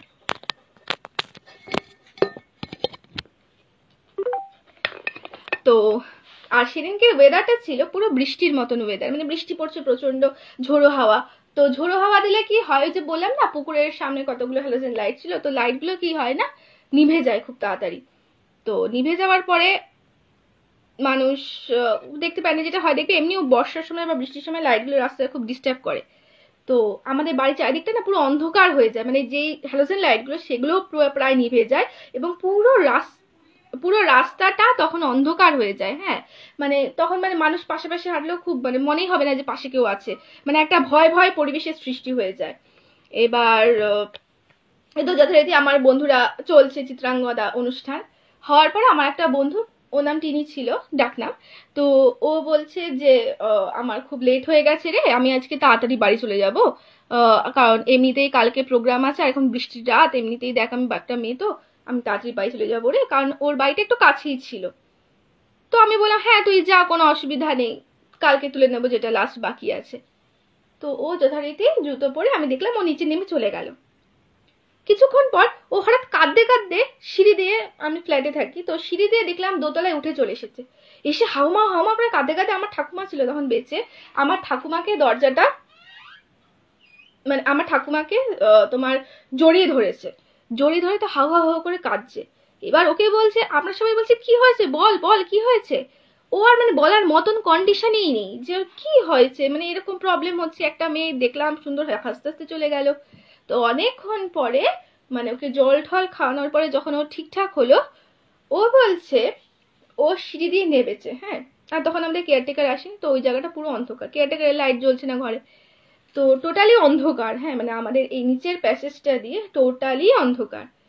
এবার ও বলছে আমি সিঁড়ি দিয়ে নেবে, আমরা একটু এল শেপের মানে এরকম ভাবে গেলাম, যাওয়ার পরে আমি দেখছি যে গেটটা যখন আমি খুলবো, গেটটা যখন আমি খুলছি, খোলার পরে একটু রাস্তার উল্টো দিকে হচ্ছে তোমার গ্রিল, আর গ্রিলের পরে একটু ঘাস ঠাস, তারপরে পুকুরের জল, ঠিক আছে। তো বলছে যে আমি দেখছি ওই গ্রিলের ভেতরে একটা বুড়ি, এইটুকুনি হাত, মানে ধরো হাতে এরকম ভাবে বসে এরকম করছে, মানে ওকে ডাকছে এরকম করছে, ঠিক আছে। তো ও তো রীতিমতন, মানে ওইটা দেখে ওর বয়সী মেয়ে কেন, যে কোনো বড় বয়সী মেয়ে যদি তোমার সামনে, যদি তুমি দেখো একটা অন্ধকার রাস্তা, বৃষ্টির মতন ওয়েদার, একটা পুকুরের রেলিং এর উল্টো দিকে একটা বুড়ি বসে তোমাকে এরকম করে ডাকছে, তুমি কেমন ফিল করবে? তো ও তো ন্যাচারালি প্রচন্ড ভয় পেয়ে গেছে। তো মানে চিৎকার করে উঠে ও নাকি ওখান থেকে কাঁদতে কাঁদতে বেরিয়ে, ওই দেখে ও মানে চলেছে, ওরা সাহস হয়নি গেটটা খুলে ওখান থেকে যাবে। তো তারপরে যথারীতি আমার ঠাকুমা একটু ওর মাথায় ভগবানের আশীর্বাদ, মানে একটুখানি মানে মন্ত্র পড়ে দিল, ঠাকুমা অনেক কিছু জানতো, ঠাকুমাও দীক্ষিত ছিল, দীক্ষা মন্ত্র জপ করে দিল। তারপরে সব বন্ধুরা মিলে তারপরে ওই রাতে ওরা কিন্তু আস্তে আস্তে সেই পুকুরের ধার দিয়েই গেছিল, এবং তখন ওরা কিছু আর দেখেনি, কিন্তু ও কিন্তু এটা ফেস করেছিল, ঠিক আছে। এটা কিন্তু সত্যিকারের একটা ঘটনা, এবং এটা কিন্তু খুবই একটা মারাত্মক গায়ে কাটা দেওয়া, মানে আমার শুনে সেই সময়টা খুব ভয় লেগেছিল, এবং এখনো যদি রাত্রিবেলায় হয় আমার সেটা মনে পড়ে, কিন্তু আমি পার্সোনালি কখনো এসব কিছু দেখিনি, এখনো মনে পড়ে আমার সেই ঘটনাটা, আর আমার কিন্তু এখনো খুব ভয় লাগে।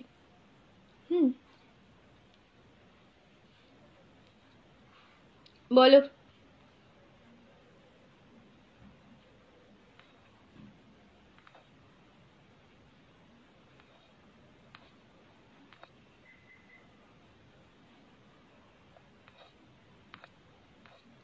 কেমন লাগলো ঘটনাটা?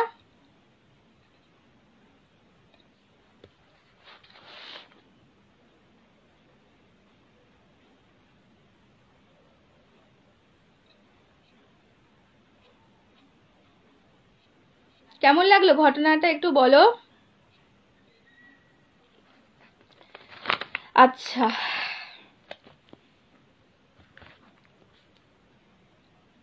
এবার একটু ইতিহাসের দিকে যাই, ঠিক আছে। এই ঘটনাটা আমাকে পাঠিয়েছে শ্রীদীপ দা।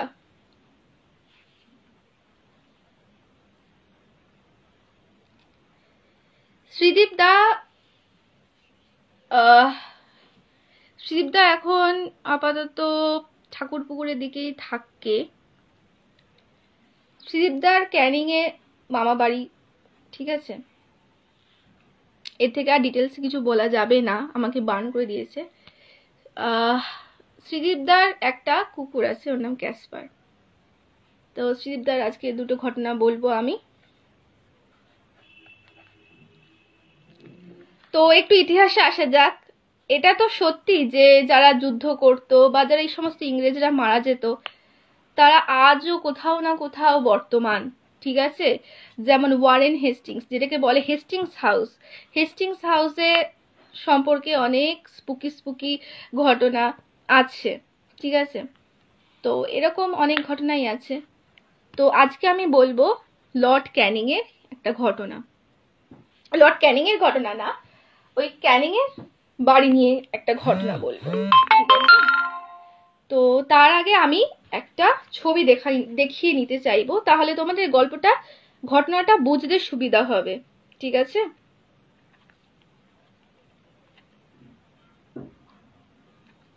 সেটা হচ্ছে, এটা আমি গুগল থেকে বার করেছি ন্যাচারালি, তাও দেখা যাচ্ছে কি বাবা, এই যে বাড়িটা দেখতে পাচ্ছ কি, দাঁড়া আমি একটু ব্রাইটনেসটা কমিয়ে দিই, তাহলে বোধহয় দেখা যাবে ভালো মতন।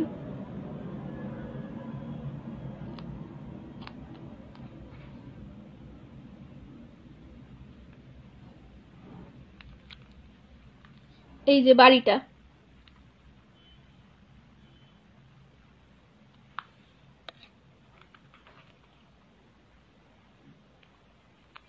আরো ভালো করে যদি দেখতে চাও তাহলে এইটা হচ্ছে ওর ফ্রন্টটা। এটা হচ্ছে লর্ড ক্যানিং এর বানানো একটি বাড়ি, ঠিক আছে, যেটা নাকি এখন ক্যানিং বলা হয়। ক্যানিং যে শহরটা আছে, আমরা জানি ক্যানিং এর নাম সুন্দরবন লাইনে পড়ে, সুন্দরবন যেতে ক্যানিং লাগে। তো এই বাড়িটা লর্ড ক্যানিং এরই বানানো ছিল, এটা আমি গুগল থেকেই পেয়েছি। এটা হচ্ছে একটা জালনা, দেখে নাও বাড়িটা, ফেসটা।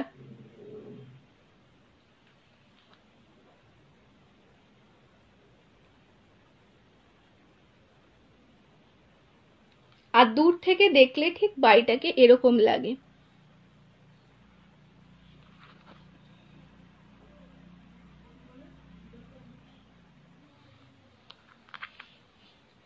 এই যে লঞ্চটা দেখতে পাচ্ছ, লঞ্চটার মানে পাশে একটা রাস্তা আছে, আর তার পাশে একটা ভেড়ি আছে, ঠিক আছে।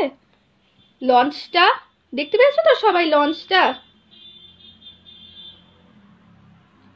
এই যে লঞ্চটা, এই যে বাড়িটা দেখালাম, সেই লঞ্চ, এই যে লঞ্চটা দেখতে পাচ্ছ, সেই লঞ্চটা ছিল। আর মানে লঞ্চটার পাশ দিয়ে হচ্ছে একটা রাস্তা গেছে, এবং তার পাশ দিয়ে হচ্ছে আরেকটা রাস্তা, এই ভেড়ি, ঠিক আছে। আর এই যে লঞ্চটা দেখতে পাচ্ছ, তো সেটা মাতলা নদী। এবার এই যে রাস্তাটা, এই রাস্তাটা দিয়ে স্ট্রেট গেলে তোমার শ্রীদা মানে দিদার বাড়ি, মামা বাড়ি, এবং তারও কিছু দূর গেলে এই যে বাড়িটা আমি দেখালাম, সেই বাড়িটা, ঠিক আছে।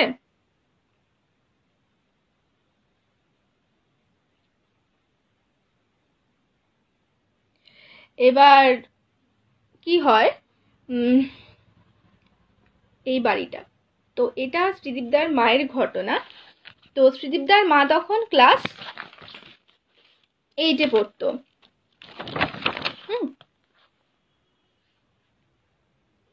8 কি 9-এ পড়ে।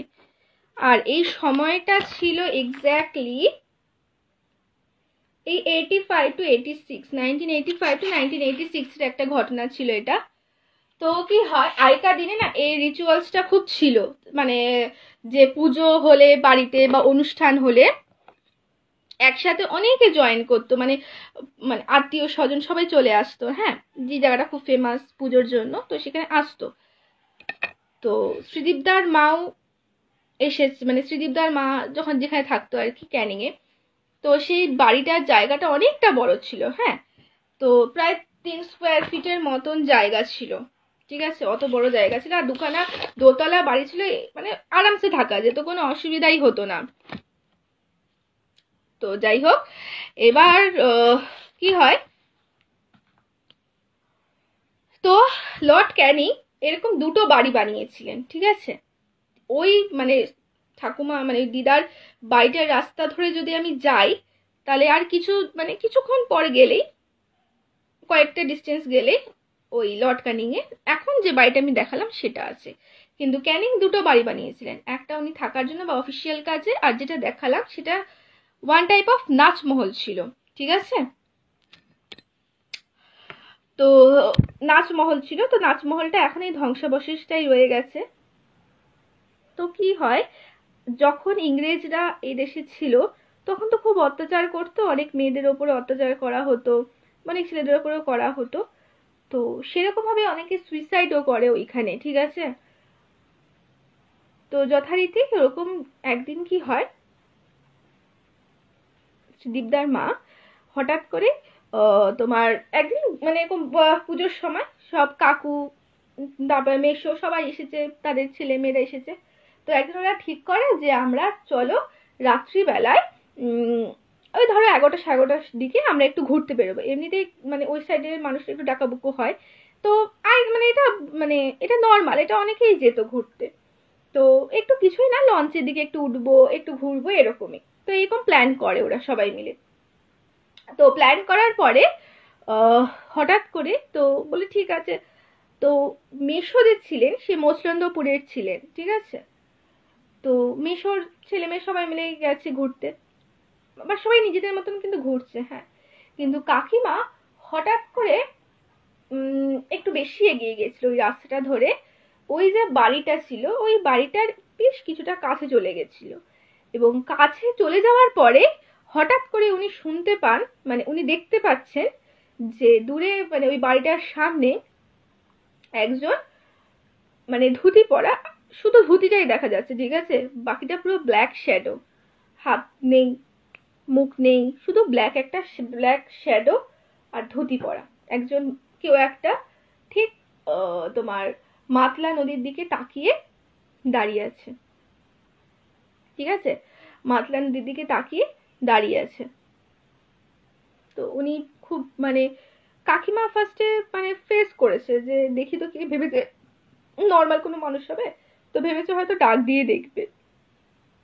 তো কাকিমা ফার্স্টে দেখছে ওনাকে, হ্যাঁ, দেখছে যে অনেকক্ষণ ধরে দেখছে যে মানুষটা কিন্তু স্টিল দাঁড়িয়ে রয়েছে, না তার হাত নড়ছে, না তার মাথা নড়ছে, না কিছু, এবং মাথাটা কিছু বোঝাই যাচ্ছে না। তো হঠাৎ করে তো উনি মানে মারাত্মক মানে ভয় পেয়ে গেলেন। তো তখন অ্যাকচুয়ালি ওই সাইডের মানুষ তো বুঝে গেছিলেন যে এটা নর্মাল কিছু না। তো এবং যখন উনি মানে ভয় পাচ্ছেন প্রচন্ড, তো হঠাৎ করে উনি ফিল করেন যে পেছন থেকে ওনার কোনো ভাই বা বোন এসে ওনাকে ডাক দিয়েছে, এবং ডাক দেওয়ার পরে উনি মানে বাড়িতে চলে যান। বাড়িতে চলে যাওয়ার পর উনি খুবই অসুস্থ হয়ে পড়েছিলেন। অসুস্থ হয়ে পড়ার পরে তো যাই হোক মানে জ্বর আসছে, ওষুধ খাচ্ছে, কমছে না। তো ওই যে মৎস্যচন্দ্রপুরের যে মেশো ছিলেন তিনি বলেন ঠিক আছে আমি গিয়ে দেখছি, আমার বাড়ির ওখানে ওখানে একজন আছে, তো উনি এই ধরনের কাজ টাজ করে, ঝাড়ফুঁক টুকটাক, যদিও আমি এগুলোতে বিশ্বাস এখন অত করি না, কিন্তু যেহেতু মানে এটা সত্যি, যদি এটা কারোর সাথে ঘটে তাহলে তো এটা সত্যি। তো যাই হোক ঝাড়ফুঁক টুকটাক মানে যেগুলো ওরা করে বা ওঝা টাইপের বলতে পারো, তো ওরকম ছিল মৎস্যচন্দ্রপুরে ওনার বাড়ির সামনে। তো যাই হোক উনি গেছেন মেশো যাওয়ার পরে তো হঠাৎ করে মানে এক ফোন করেছে কাকিমা, তখন তো ল্যান্ডলাইন ছিল, তো ল্যান্ডলাইনে ফোন করেছে কাকিমা মাকে, ফোন করে বলছে যে হ্যাঁ ওর হাওয়াই লেগেছে, কারণ ওই জায়গাটা শুনশান আর ওইখানে অনেক মার্ডারও হতো একটা সময়, তো ওর হাওয়াই লেগেছে। তো যাই হোক ও কিছুদিন পর সুস্থ হয়ে যাবে, ওকে একটু ঝাড়ি ঠাড়ি দেওয়া হয়েছে, অসুবিধা সেরকম কিছু একটা হবে না। তো যাই হোক কাকিমা কিছুদিন পর গ্র্যাজুয়ালি আস্তে আস্তে সুস্থ হয়ে গেল। তো তারপরে কাকিমা বা বাড়ির লোকে খোঁজ নিয়ে যা জেনেছিল যে হ্যাঁ সত্যি ওইখানে এমন তো কিছু অবশ্যই আছে, এবং সেটা যারা নাকি মানে ওই লঞ্চে থাকে তারা সে সমস্ত মাঝিরাও মাঝে মাঝে ওনাকে দেখতে পেতেন। এবং যেটা মেইন ব্যাপার সেটা হচ্ছে যে কাকিমার বাড়িতে একটা পুকুর ছিল, ঠিক আছে।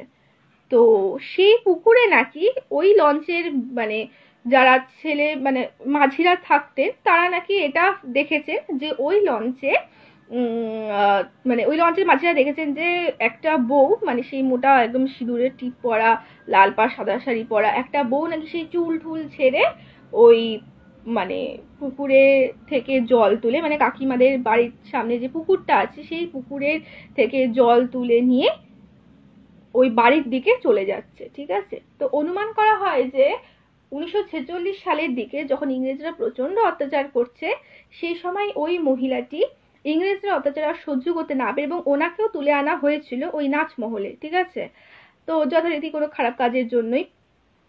তো মানে ওকে তুলে আনা হয়েছিল। তো ও আর অত্যাচার সহ্য করতে না পেরে ওই বাড়ির সামনে একটি তাল গাছ ছিল সেই সময়, সেই তাল গাছে উনি গলায় দড়ি দেন, এবং গলায় দড়ি দেওয়ার পর থেকে ওনাকে নাকি প্রায় মাঝরাতে ওরকম ভাবে জল তুলে নিয়ে, বা কখনো হয়তো সেই রাস্তা দিয়ে, বা কখনো হয়তো নদীর পাড়ে ওরকম চুল খোলা অবস্থায় দেখতে পাওয়া যায়।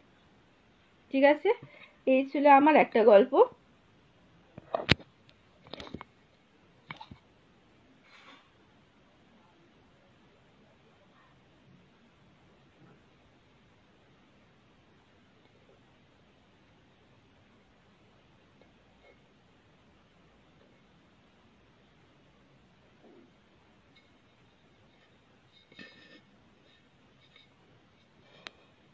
হুম,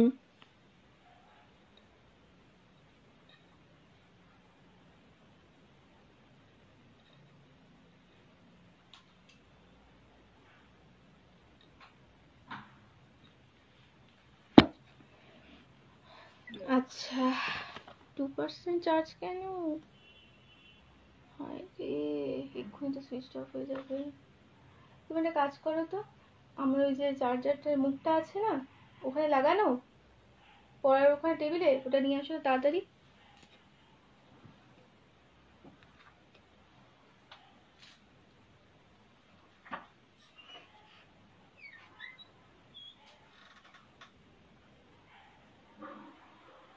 আচ্ছা, এবার শ্রীদীপদার আরেকটা ঘটনা বলবো আমি।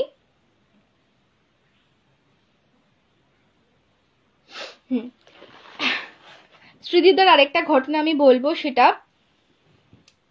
সেটা হচ্ছে গিয়ে তোমার শ্রীদীপদার এটাও মায়েরই ঘটনা, মানে মামার ঘটনা অ্যাকচুয়ালি, সেই ক্যানিং এর ঘটনা।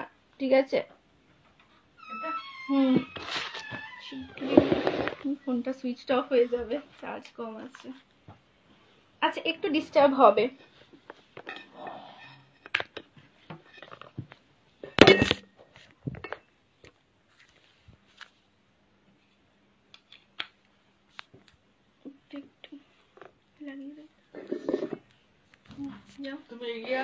হ্যাঁ,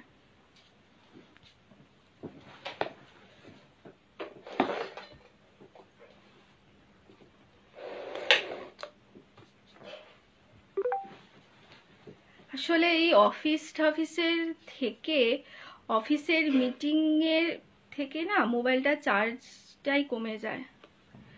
তো এটা হচ্ছে শ্রীদীপদার মায়ের আরেকটা ঘটনা আমি বলবো। আচ্ছা, আমাকে এইভাবে আমি যে বলছি কোনো অসুবিধা হচ্ছে না তো? একটু বলবে, একটু কনফার্ম করো প্লিজ।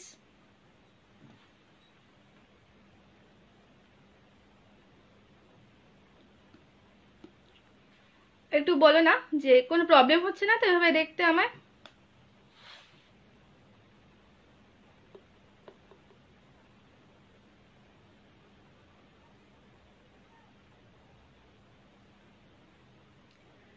একটু বলো না প্লিজ, কেউ কি নেই? একটু বলো, ইনফর্ম করো যে আমার অসুবিধা হচ্ছে কিনা কোনো। আচ্ছা আচ্ছা, ঠিক আছে। তো এটাও সেই ক্যানিং এর ঘটনা। সেটা হচ্ছে অ্যাকচুয়ালি শ্রীদীপদার মায়ের আগে 2 ভাই আছে, এবং মায়ের পরে আরেক ভাই।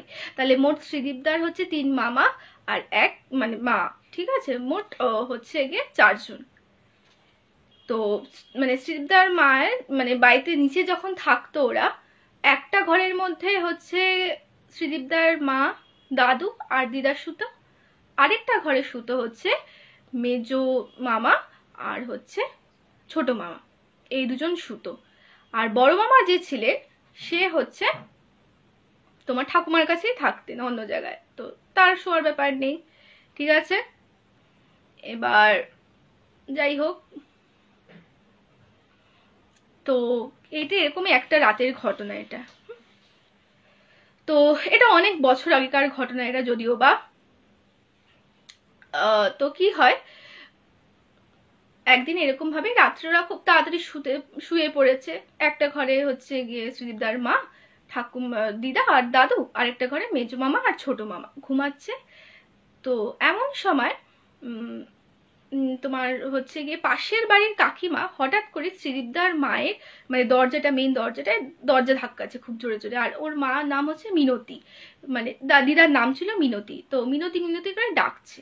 আর পাশের বাড়ি যে ভদ্রমহিলা থাকতেন ওনারা অনেক রাত করে ঘুমাতেন, হ্যাঁ, রাত ধরো 1টা-2টোর সময় ওরা ঘুমাতেন। তো তাই জন্য তো পাশের তখন অলরেডি শুয়ে পড়েছে তোমার তোমার দিদা। তো দিদাকে ডাকছে খুব জোরে জোরে যে মিনতি মিনতি মিনতি, শিগগিরই ওঠো শিগগিরই ওঠো। তখন দিদা ধরফর ধরফর করে উঠেছে, উঠে বলছে কি হয়েছে? বলছে যে দেখো তো তোমার ছোট ছেলে ঘরে আছে কিনা। বলছে যে কি বলছো, আমার ছোট ছেলে ঘরে নেই মানে? আমার ছোট ছেলে তো আছে ঘরে, আমার ছোট ছেলে ঘুমাচ্ছে ঘরে। বলছে না, তোমার ছোট ছেলে ঘরে নেই, শিগগিরই গিয়ে দেখো। এবার গিয়ে দেখছে যে হ্যাঁ, ছোট ছেলে ঘরে নেই, মেজো ছেলে ঘুমাচ্ছে। বলছে সত্যি তো, আমার তাহলে ছেলে কোথায় গেল? বলছে তোমার ছোট ছেলে আমাদের ঘরে আছে, শিগগিরই এসো।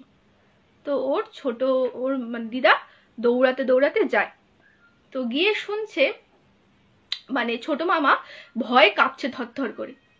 তো কি হয়েছে না ঘটনাটা, ছোট মামা হচ্ছে তোমার জল খেতে উঠেছে ডাইনিং। তো এই একটা ঘর, মাঝে ডাইনিং, আমার একটা ঘর, ঠিক আছে, জল খেতে উঠেছে।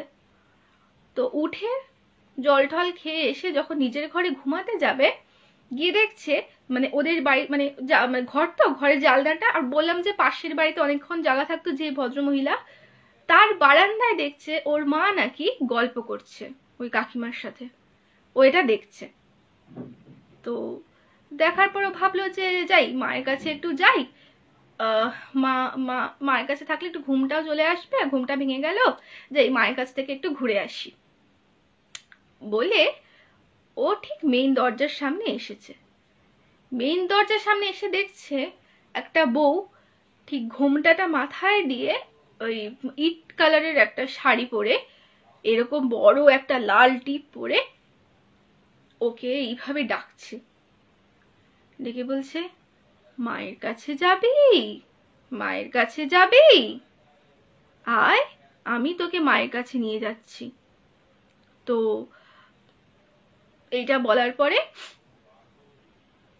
ছেলেটা কেমনটা হয়ে গেল, বাচ্চা ছেলেটা হয়ে যাওয়ার পরে ও আপনা আপনি গেট খুলে ওই ভদ্র মহিলাটার সাথে বেরিয়ে যায়।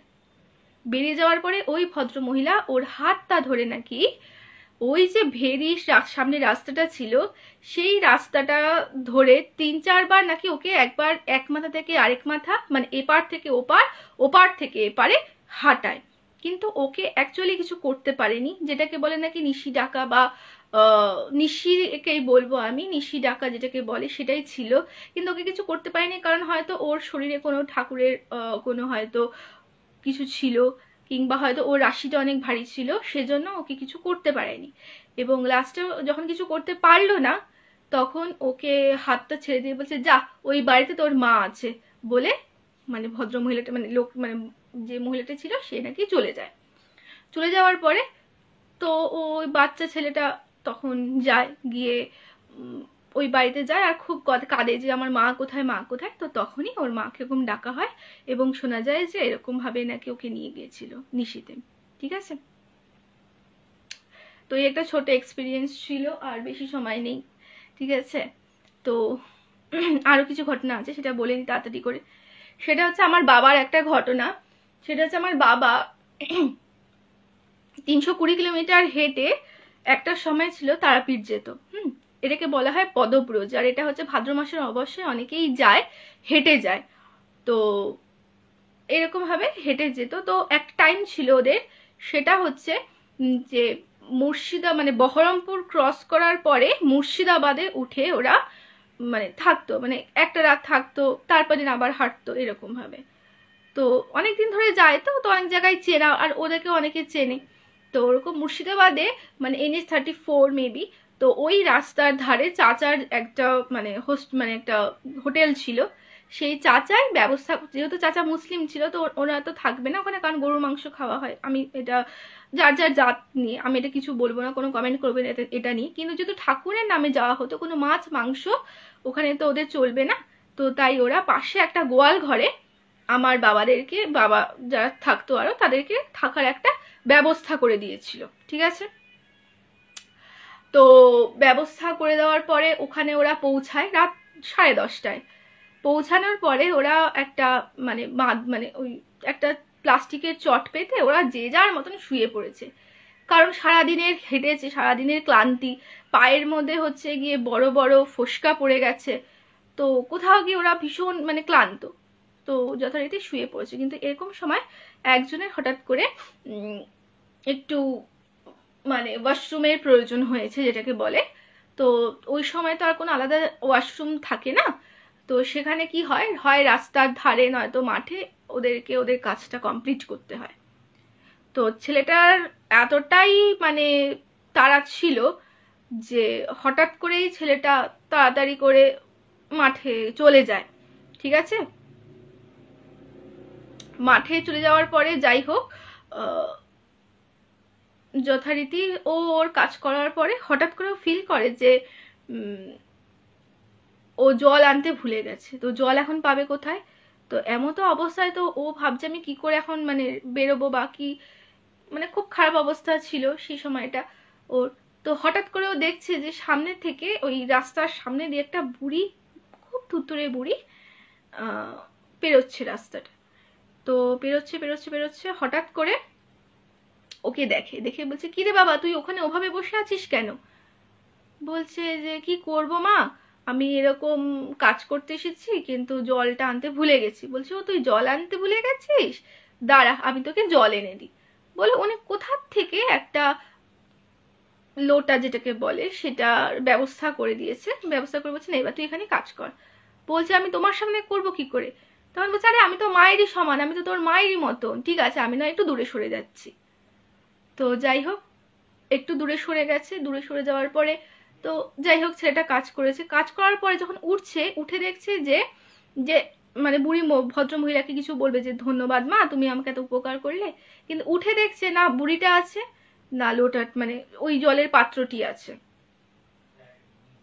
তো হঠাৎ করে ওনার ফিল আসে যে বা হয়তো মা তারাই সাহায্য করেছে, আর কি বলবে, আর কি ভাববে, এটাই ভাববে ন্যাচারালি মা তারাই হয়তো এসে সাহায্য করেছে। তো ও বেশ খুশি মনে হাঁটতে হাঁটতে হাঁটতে হাঁটতে যাচ্ছে। এবার যখন ওই মাঠ ক্রস করে ওই গোয়াল ঘরের দিকে যাবে, তো হঠাৎ করে তার মাঝে একটা ওই চায়ের দোকান টাইপের মতন পড়ে। তো ওখানে কয়েকজন ছেলে বা লোক মিলে তাস খেলছিল। এবার তো তারা বলছে যে কি হয়েছে, আপনি এত রাত্রে কোথায় গেছিলেন, ওই দিক থেকে আসছেন? বলছে যে আরে বলবেন না, আমার এরকম এরকম হয়েছে, সেই আমি কাজ করতে গিয়ে আমি জল আনতেই ভুলে গেছি। তা কি বলবো, মায়ের কি লীলা, হয়তো মাই ছিল, একজন বুড়ি ভদ্র মহিলা এসে আমাকে জল দিল। বলছে যে ঠিক আছে ঠিক আছে ঠিক আছে, এখান থেকে চলে যান, আর এখানে আসবেন না এখন। বলছে কেন বলুন তো কি হয়েছে? বলছে যে আজ থেকে 7 দিন আগে এই যেই রাস্তাটা দিয়ে আপনি এলেন সেই রাস্তায় লরি চাপা পড়ে ওই ভদ্রমহিলা মারা যায়, এবং তারপর থেকে নাকি রোজ রাত্রিবেলায় ওকে ওইখানে দেখা যায়। ঠিক আছে, কিন্তু ও কখনো এখন অব্দি কারোর ক্ষতি করেনি, সবার উপকারই করার চেষ্টা করেছে। কিন্তু এদের তো বিশ্বাস নেই কে কখন কি করে, আর ওই জায়গাটা খুব খারাপ রাস্তাও। তো যাই হোক ওই দিকে আর যাবেন না। তো সেটা খুব ভয় ওই ঘটনাটা শোনার পরে খুব ভয় পেয়ে যায় এবং খুব তাড়াতাড়ি করে ওই জায়গাটা থেকে বেরিয়ে আসে। তো আর হাতে বেশি টাইম নেই, 11:05, তো শেষ হয়ে এসছে আমার ঘটনা। তো আজকে একটা লাস্ট ঘটনা বলে আমি আমার লাইফটা শেষ করব। হ্যাঁ, এটা কিন্তু ভূতের ঘটনা নয়, এটা একটা অলৌকিক ঘটনা। ঠিক আছে, যেটাকে বলে অলৌকিক। তো এটা আমাকে একজন দিয়েছেন, উনি আগে ইটিভি বাংলায় এই সব নিয়েই কাজ করতেন। তো ওনার কাছে একটা স্টোরি এসেছিল, কিন্তু ওটা নিয়ে উনি আর কিছু করতে পারেনি, তো উনি সরে আসেন ওখান থেকে। তো এই স্টোরিটা উনি আমাকে শেয়ার করেছিলেন, মানে শেয়ার করেছেন। সেটা হচ্ছে এটা ওনার মানে বন্ধুর স্টোরি, ঠিক আছে, বন্ধুর পরিবারের স্টোরি।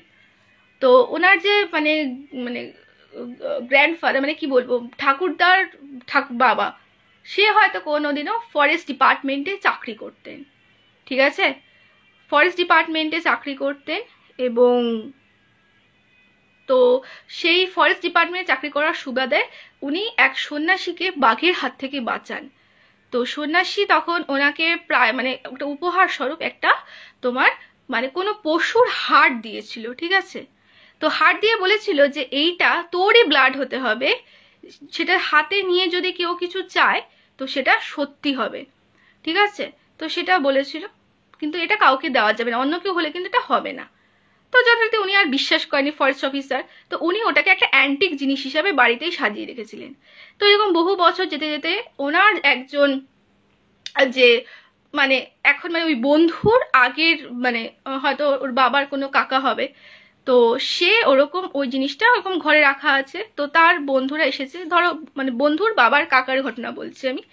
তো সেই কাকার বন্ধুরা আবার এসেছে বাড়িতে, দোলের আগে সবাই গেট টুগেদার করেছে, গেট টুগেদার করে ড্রিঙ্ক থিঙ্কস করেছে, করার পরে বলছে যে কি রে, একজনের চোখ পড়েছে ওই অ্যান্টিক জিনিসটায়, তাকিয়ে বলছে কি রে কি হয়েছে এটা, কি রে এটা কি রে।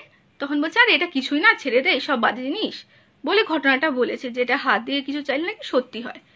বলছে তাই নাকি, তাই নাকি, তাই ঠিক আছে একটা পরীক্ষা করাই যাক, বলে ওর হাতে সেটা নেয়, বলছে ঠিক আছে নে। তখন ছেলেটা হলো ঠিক আছে করেই দেখি কি হয় কাকা।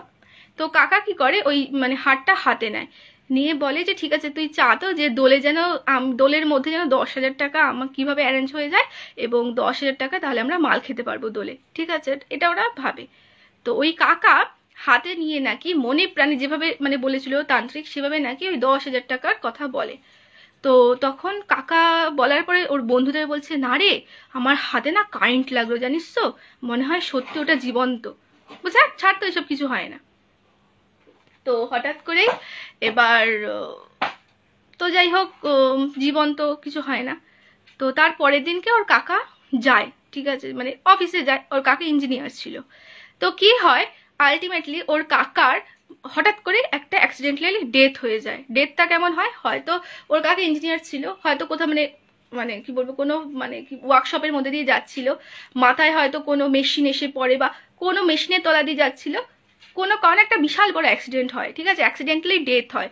এবং যেহেতু অ্যাক্সিডেন্টালি ডেথ হয়েছে ওনার, তো জাস্ট ওনাকে পোড়ানোর জন্য মানে এটা যেহেতু অফিসেরই দায়িত্ব, তো ওনার স্ত্রীর হাতে ঠিক সেদিনকেই 10,000 টাকা এসে উপস্থিত হয়। হয়তো পরে আরও টাকা উনি পেতেন, জাস্ট ওনাকে পোড়ানোর জন্য বা ওনার যে যেহেতু মানে কাজের জন্য যা টাকা লাগবে সেটা পাবো 10,000 টাকা কিন্তু ওই বউয়ের হাতে এসে উপস্থিত হয়। তো ঘটনাটা ঘটেছিল সত্যি, কিন্তু মজার জন্য নয়, মদ খাওয়ার জন্য নয়, বউয়ের হাতে টাকাটা এসেছিল ঘুরে ফিরে, কিন্তু কারোর প্রাণ নিয়েই কিন্তু কিছু দিল, ঠিক আছে। তো এটা একটা অলৌকিক ছোট্ট ঘটনা ছিল। আজকে আর লাইফ নয়, আজকে শেষ হয়ে গেছে টাইম। আবার যেদিনকে স্লট পাবো আরো অনেক ঘটনা আছে, সেগুলো টুকটুক করে বলবো। আর তোমাদেরও যদি কারোর মনে হয় আমাকে ঘটনা পাঠাবে, তো প্লিজ আমাকে শেয়ার করো, আমি তোমাদের হয়ে বলে দেব, ঠিক আছে। আজকে এইটুকুনি। আমি সরি কি বলো,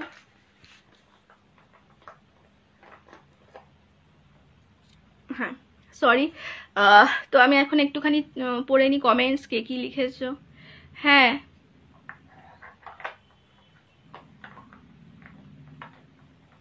ঋষভ সাহা, তুই কি আমার চেনা? আমি ঠিক মনে করতে পারছি না এক্স্যাক্টলি। হ্যাঁ গুড নাইট মধুমিতা চক্রবর্তী। দোলা গোস্বামী, হ্যাঁ দেরি হয়তো হয়েছে কিন্তু রেকর্ডেড শুনে নেবে, ঠিক আছে। আজকে অনেক দিন পর সবার সাথে দেখা হলো, খুব ভালো লাগলো তোমাদের সাথে আমার দেখা হয়ে। আমিও খুব ভালো আছি, তোমরাও খুব ভালো থেকো।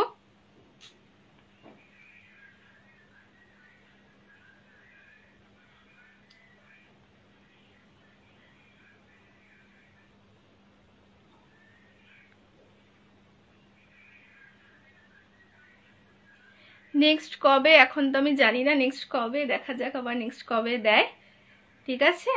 তো আমারও তো গল্পের ভান্ডার আস্তে আস্তে শেষ হয়ে আসছে, তো তোমরাও একটু একটু করে আমাকে ঘটনা যদি পাঠাও, আমি সেগুলো বলে বলে আরও লাইফটাকে কন্টিনিউ করতে পারি, ঠিক আছে?